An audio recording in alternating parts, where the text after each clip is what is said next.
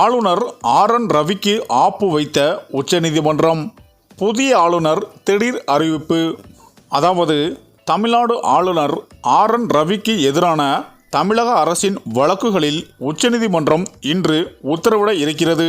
துணை வேந்தர்கள் நியமிப்பதில் குறுக்கீடு மற்றும் சட்டசபையில் நிறைவேற்றப்படும் மசோதாக்கள் கோப்புகளுக்கு ஒப்புதல் அனுப்பாமல் இருப்பது ஆகியவை தொடர்பாக தமிழ்நாடு ஆளுநர் ஆர்.என். ரவிக்கு எதிராக தமிழ்நாடு அரசு தாக்கல் செய்த வழக்குகளில்தான் உச்சநீதிமன்றம் இன்று முக்கிய உத்தரவிட இருக்கிறது. மேலும் தமிழ்நாடு ஆளுநர் ஆர்.என். ரவிக்கும் ஆளும் திமுக அரசுக்கும் தொடர்ந்து மோதல் நீடித்து வருகிறது. இதனை அடுத்து உச்சநீதிமன்றத்தில் தமிழ்நாடு அரசு ஆளுநர் ஆர்.என். ரவிக்கு எதிராக 2 ரிப்போர்ட் மனுக்களை தாக்கல் செய்தது. அதாவது தமிழ்நாடு சட்டசபையில் நிறைவேற்றப்படும் மசோதாக்கள், அரசின் கோப்புகள் ஆகியவற்றுக்கு ஆளுநர் ஆர்.என். ரவி ஒப்புதல் அளிப்பதில்லை. ஒப்புதல் அளிக்காத கோப்புகளை விரைந்து திருப்பியாவது அனுப்ப வேண்டும். ஆனால் ஆளுநர் ரவியோ மசோதாக்கள் மற்றும் கோப்புகளை கிடப்பில் போட்டு வைத்துள்ளார் என்பதும் ஒரு ரிப்போர்ட் மனு.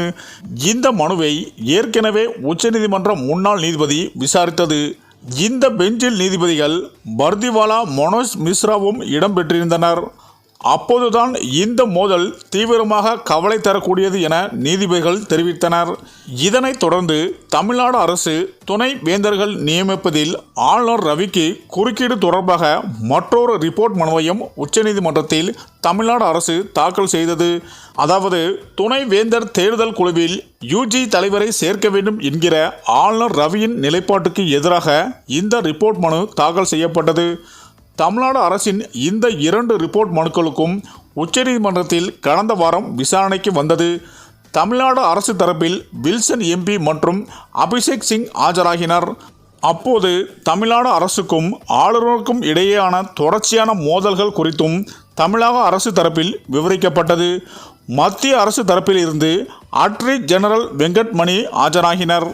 மேலும் அப்போது குறுக்கிட்ட நீதிபதிகள் ஆளுநர் விவகாரத்தில் பழைய நிலைதான் தொடர்கிறதா, முடிவு எட்டப்படவில்லையா என கேள்விகள் எழுப்பினர். மேலும் இந்த வழக்கை 1 வாரத்துக்கு ஒத்திவைக்கிறோம். அதற்குள் மத்திய அரசு இந்த விவகாரத்தில் ஒரு தீர்வை காண வேண்டும். அப்படி தீர்வு ஏற்படாத நிலையில் நாங்களே இந்த பிரச்சினைக்கு தீர்வை முன்வைப்போம் என கராராக தெரிவித்தனர். இந்த நிலையில்தான் தமிழ்நாடு அரசின் ஆளுநர் ஆர்.என். ரவிக்கு எதிரான வழக்குகள் விசாரணைக்கு வருகின்றன. மேலும் விசாரணையில் உச்சநீதிமன்றம் சில முக்கியமான உத்தரவை பிறப்பிக்க கூடும் என்ற எதிர்பார்ப்பும் நிலவி வருகிறது என்பது அரசியல் வட்டாரங்கள் கூறி வருகின்றனர். சரி, இந்த வீடியோ பற்றிய உங்க கருத்துக்களை கமெண்ட்ல சொல்லுங்க.